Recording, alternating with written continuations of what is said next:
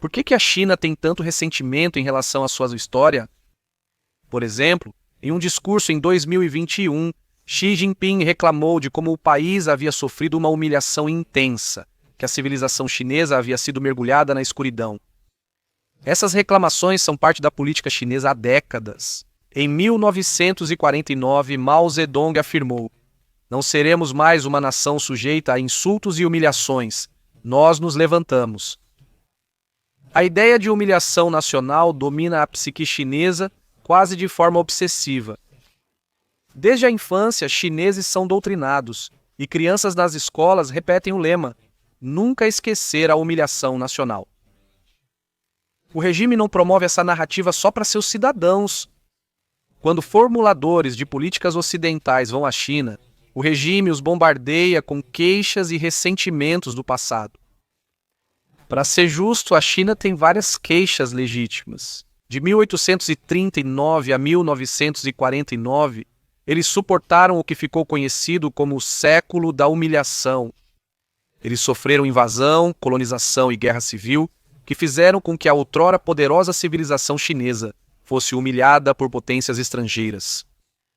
Um exemplo marcante dessa humilhação foi o ocorrido com o antigo Palácio de Verão, joia da história chinesa. O antigo Palácio de Verão era magnífico, considerado a versão chinesa de Versalhes. Um escritor britânico chamou o antigo Palácio de Verão de talvez o maior conjunto de tesouros históricos do mundo. Infelizmente, se você for a Pequim agora, só poderá visitar as ruínas do edifício que já foi grandioso. Em 1860, tropas britânicas e francesas saquearam e destruíram o antigo Palácio de Verão. Em um ato de extrema crueldade, milhares de soldados passaram 3 dias desmontando o edifício sistematicamente para que ele não pudesse ser reconstruído. Foi um ato de humilhação deliberada e intencional do povo chinês, um entre muitos, que aconteceriam ao longo de um século. Então, o que exatamente aconteceu e por quê? Neste vídeo, vou explicar o que ocorreu naquele século terrível e como isso impacta a China atualmente. Vou te mostrar como, embora válida, essa narrativa não é tão legítima quanto o governo chinês quer que você pense. Há muita política muito cínica acontecendo. Antes disso, vamos observar a China antes do declínio, quando era uma das civilizações mais poderosas do mundo. Para entender a importância do século da humilhação, é preciso saber como a civilização chinesa era magnífica e poderosa antes dele. Por muito tempo, os chineses foram tecnologicamente mais avançados que os europeus. Por exemplo, eles já produziam ferro fundido 1 milênio e meio antes. O papel foi inventado na China, que também criou a imprensa 800 anos antes da Europa. Muitas invenções vieram da China, como a bússola, o relógio mecânico e a famosa pólvora. Quando Marco Polo visitou a China, ficou impressionado com o dinheiro de papel, a porcelana e o Palácio Xanadu, que considerou o maior do mundo. Naquela época, a Europa recém saía da Idade das Trevas e estava longe desse progresso. A China tinha a maior população mundial. Em 1700 eram 300 milhões, bem mais que qualquer país europeu. Isso então levanta a questão: o que aconteceu? Por que a China enfraqueceu tanto que no século XIX ficou vulnerável às potências europeias? Para ser justo, não foi a China que declinou, mas a Europa, que avançou rapidamente e progrediu muito. A Revolução Industrial começou em meados dos anos 1700, o que levou a um boom econômico nunca antes visto na história da humanidade. Esse poderio industrial gerou níveis de produção inéditos. A Europa também vivenciava o capitalismo. Ela estava aprendendo o quanto de poder poderia haver ao liberar inventores e empreendedores, como eles poderiam impulsionar a sociedade se pudessem enriquecer com suas invenções. Na China, ao contrário, o governo sufocava da inovação. Ela proibiu grandes navios para manter o comércio sob controle do Estado. Isso significava que não havia chance de criar uma marinha forte. Outro fator é que a Europa vivia em constantes guerras. O século de 1700 foi marcado por conflitos intermináveis e o início dos anos 1800 viu as enormes guerras napoleônicas. Isso significava que a tecnologia e a estratégia militar haviam avançado a passos largos, e era a Europa que tinha mais experiência. Na metade dos anos 1800, a Europa era a melhor em guerras no mundo. A China, por sua inexperiência em guerras modernas, não era páreo para as potências europeias. Essa estagnação iria custar caro para a China. Ao longo dos séculos seguintes, sua fraqueza seria brutal e cruelmente demonstrada repetidas vezes. O primeiro episódio nesse século de humilhação foi a Primeira Guerra do Ópio de 1839. Ópio. Em meados do século XIX, os britânicos já vendiam ópio para os chineses há décadas. Porém, devido ao alto poder viciante, logo causou problemas na sociedade chinesa. Tantas pessoas ficaram viciadas que a economia sofreu. Trabalhadores antes produtivos ficaram incapacitados por passarem todo o tempo fumando ópio. A situação piorou tanto que o governo chinês proibiu as importações de ópio, porém isso só levou o ópio à clandestinidade, sem erradicá-lo. A proibição dificilmente teria sucesso, pois foi enfrentada pelo maior traficante de drogas da época, o Império Britânico. A Grã-Bretanha não queria cooperar com a proibição, pois lucrava muito com isso. A hostilidade da Grã-Bretanha resultou em um conflito armado, a Primeira Guerra do Ópio. Tudo começou quando um oficial chinês confiscou e destruiu 1.000 toneladas de ópio britânico. A hostilidade começou em seguida e a China não conseguiu se defender. A Marinha Britânica logo dominou a costa, bloqueou portos e capturou cidades estratégicas. Os chineses tinham 10 vezes mais soldados que os britânicos em terra, mas a maioria só tinha lanças ou arcos, ficando totalmente em desvantagem. Após muitas derrotas, os chineses foram obrigados a assinar o Tratado de Nanquim, fazendo grandes concessões. Eles foram obrigados a pagar indenizações e ceder o controle de Hong Kong. Mais humilhante, cidadãos britânicos ficaram isentos das leis chinesas e o governo não tinha poder sobre eles. Britânicos na China estavam basicamente acima da lei, ferindo a soberania e o orgulho chineses. A próxima grande crise da China veio de dentro do país, não de potências externas. Em 1850, uma enorme guerra civil eclodiu, a Rebelião Taiping. Isso começou quando Hong Xiuquan concluiu que poderia ser irmão de Jesus. Hong queria ser funcionário público, mas não passou no exame. Mesmo não sendo inteligente o bastante para passar no exame, ele não se desanimaria. Felizmente para Hong, ele não nasceu para ser só um funcionário público chinês. Na verdade, ele tinha uma carreira promissora como filho de Deus. Ele estabeleceu o reino celestial Taiping e se deu o modesto título de Rei Celestial. Considerando que ele era essencialmente completamente maluco, Hong foi incrivelmente bem-sucedido. Ele chegou a governar boa parte do sul da China e quase 30 milhões de pessoas. Infelizmente, todas as coisas boas chegam ao fim, e isso inclui o Reino Eterno. O governo central da China gradualmente recuperou o território. Foi durante essa rebelião que a China foi mais uma vez humilhada por potências estrangeiras. Apenas 6 anos depois que Hong iniciou sua rebelião, a Segunda Guerra do Ópio estourou. Como você pode imaginar, o governo chinês, enfrentando rebelião e guerras simultâneas, ficou sobrecarregado. A Segunda Guerra do Ópio, assim como a Primeira, começou basicamente porque os britânicos quiseram. Desta vez, eles recrutaram os franceses, também ansiosos pelo saque. A Segunda Guerra do Ópio foi parecida com a Primeira, com grandes exércitos chineses sendo derrotados por forças menores. Durante essa guerra, o antigo Palácio de Verão foi destruído, como mencionei antes. O comandante britânico, ao saber que chineses mataram britânicos, ordenou a destruição sistemática do palácio, tijolo por tijolo. 4.000 soldados levaram 3 dias para desmontar completamente aquela joia da história chinesa. Em 1860, a China foi forçada a assinar o Tratado de Pequim, pagando grandes indenizações e cedendo mais território à Grã-Bretanha.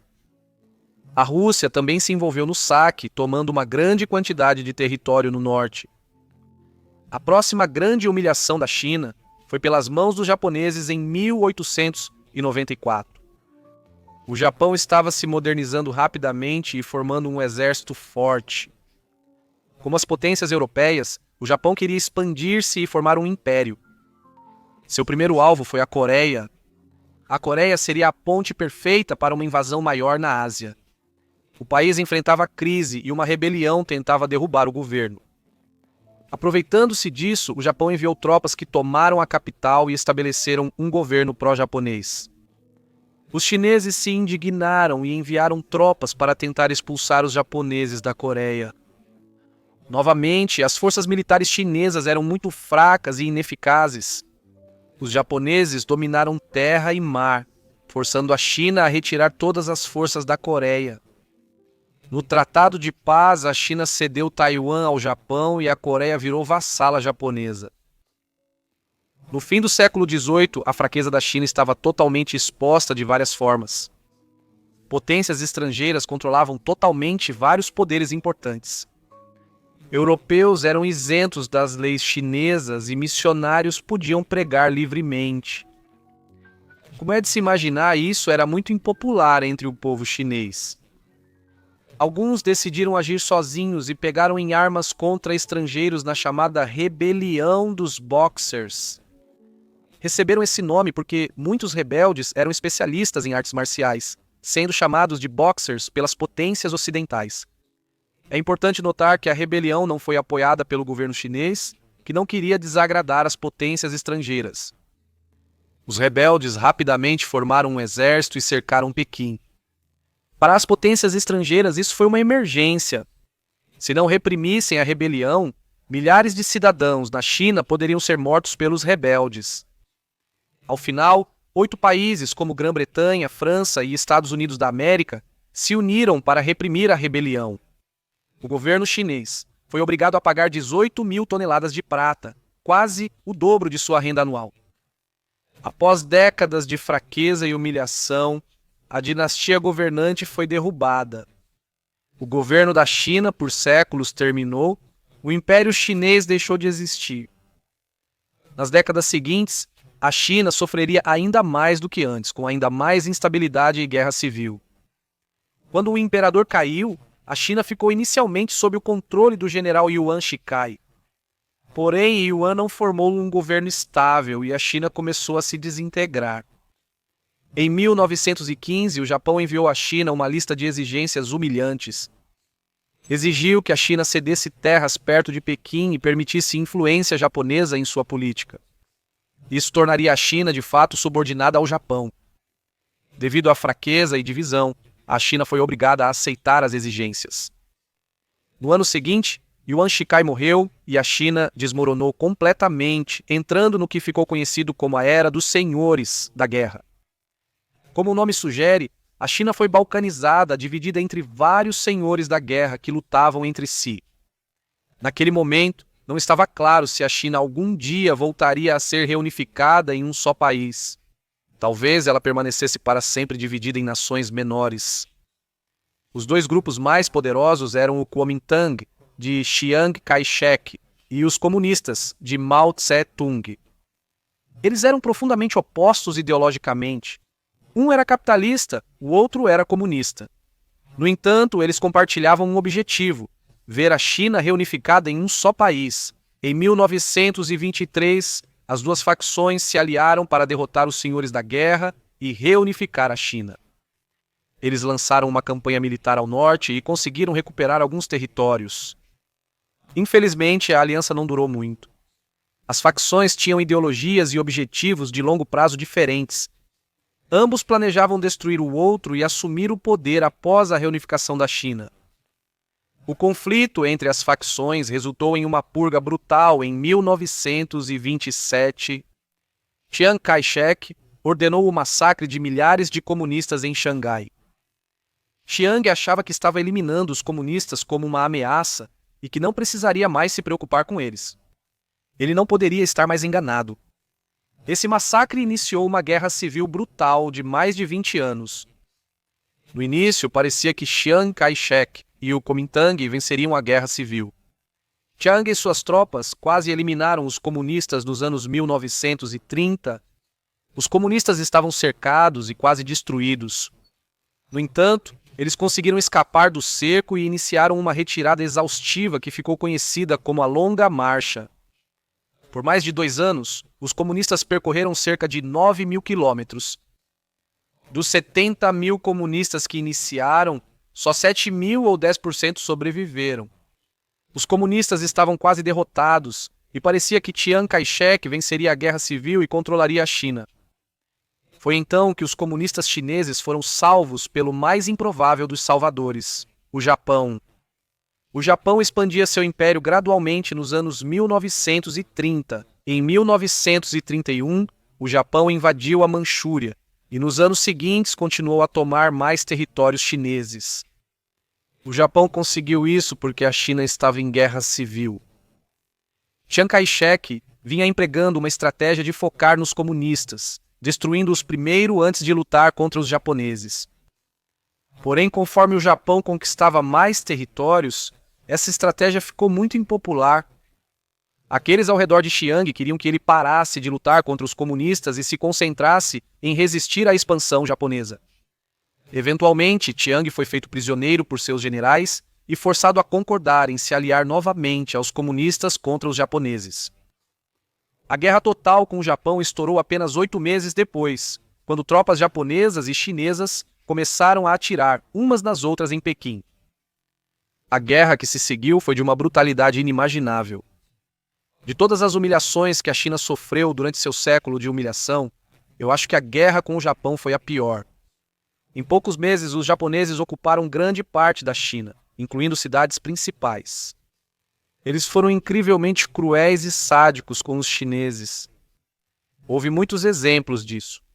Quando o Japão tomou Nanquim, cometeu um dos piores crimes de guerra do século, o massacre de Nanquim. Em 6 semanas, cerca de 200.000 civis foram mortos, muitas vezes de forma extremamente sádica. Bebês eram arremessados e perfurados por baionetas japonesas. Em uma história infame, 2 soldados japoneses fizeram uma competição para ver quem seria o primeiro a matar 100 pessoas. Também ocorreu estupro em massa de mulheres chinesas. Outro exemplo foi a política dos 3 todos. Os 3 mencionavam matar, queimar e saquear tudo. Como os soldados japoneses não conseguiam diferenciar civis de soldados, decidiram matar qualquer chinês que encontrassem. Os japoneses também realizaram experimentos humanos horríveis. Eles montaram instalações de pesquisa biológica, sendo a mais famosa a Unidade 731, onde cerca de 300.000 pessoas morreram. Os experimentos envolviam injetar doenças ou sangue animal, desidratar pessoas ou realizar cirurgias sem anestesia. Amputavam membros para medir a rapidez da morte por perda de sangue. Alguns prisioneiros tinham o estômago retirado e o esôfago ligado direto ao intestino. As vítimas eram crianças e bebês. Lança-chamas foram testados em pessoas amarradas a estacas e queimadas vivas. Em outros testes, vítimas eram expostas a baixa pressão até os olhos saltarem das órbitas. O Japão realmente tentou impedir que o mundo descobrisse seus crimes, destruindo as evidências e matando os sobreviventes. A guerra entre China e Japão terminou em 1945, após os Estados Unidos da América lançarem bombas atômicas em Hiroshima e Nagasaki. Infelizmente para o povo chinês, a violência não terminou ali. O fim da guerra com o Japão simplesmente levou ao ressurgimento da guerra civil entre Chiang Kai-shek e os comunistas liderados por Mao. Após mais 4 anos de guerra civil, foram Mao Zedong e os comunistas que saíram por cima e tomaram o controle de toda a China. Em 1949, o século de humilhação da China terminou, segundo o governo chinês. Como pode ver, foi um século horrível para a China, tratada de forma incrivelmente ruim. Por que o governo chinês atual é tão obcecado pelo século de humilhação? Por que faz as crianças nas escolas repetirem o lema "Nunca esquecer a humilhação nacional"? Por que Xi Jinping repete isso em seus discursos? Superficialmente faz sentido. É uma parte importante da história deles. Claro, eles querem chamar o máximo de atenção possível para isso. No entanto, embora haja muita verdade na narrativa do século de humilhação, Ao mesmo tempo, ela é usada de forma cínica como uma ferramenta política pelo governo chinês. É propaganda. Não é difícil ver falhas nessa narrativa. O mais óbvio é que o século de humilhação supostamente termina quando Mao chega ao poder em 1949. Se você conhece a China de Mao, sabe que dezenas de milhões morreram de formas horríveis nas décadas seguintes. Em 1959, a China enfrentou a Grande Fome. Aquilo não foi apenas uma fome comum, foi na verdade a pior fome da história da humanidade. Ela matou mais de 40 milhões de pessoas, mais do que o dobro da próxima pior fome. Foi a consequência direta das políticas comunistas de Mao. No fim, o mesmo Partido Comunista que governa hoje foi responsável por aquela fome. Como esperado, o governo chinês não considera a fome que causou parte do século da humilhação. A fome não foi a única coisa ruim que o Partido Comunista Chinês fez ao longo dos anos. Milhões também morreram em campos de trabalho escravo e massacres brutais. Esse não é o único problema com a narrativa do século da humilhação, existem outros. Um exemplo é a história da destruição do antigo Palácio de Verão, com a qual iniciei o vídeo. Há uma grande ironia em se colocar tanto foco na destruição do palácio. Desde 1966, sob liderança de Mao, a China viveu a chamada Revolução Cultural. Uma das partes mais importantes da Revolução Cultural foi um ataque à tradição e à história chinesas. A Revolução visava destruir o que se chamava de os Quatro Velhos. Eram eles? Velhas ideias, cultura, costumes e hábitos. Diversos locais históricos foram atacados, incluindo o cemitério de Confúcio. Pinturas chinesas foram destruídas e templos antigos profanados. Ironicamente, apesar de o governo chinês lamentar sua destruição, o antigo Palácio de Verão era o tipo de construção visada na Revolução Cultural Comunista. Já que a narrativa do século de humilhação tem falhas, por que o governo chinês insiste tanto em promovê-la? O que eles ganham com isso?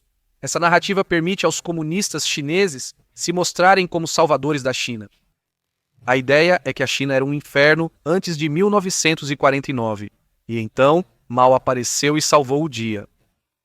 Ao lembrar a todos do perigo de estar dividido, o governo chinês implicitamente argumenta que as pessoas não devem se rebelar, porque qualquer agitação enfraqueceria a China, deixando-a vulnerável mais uma vez às potências estrangeiras.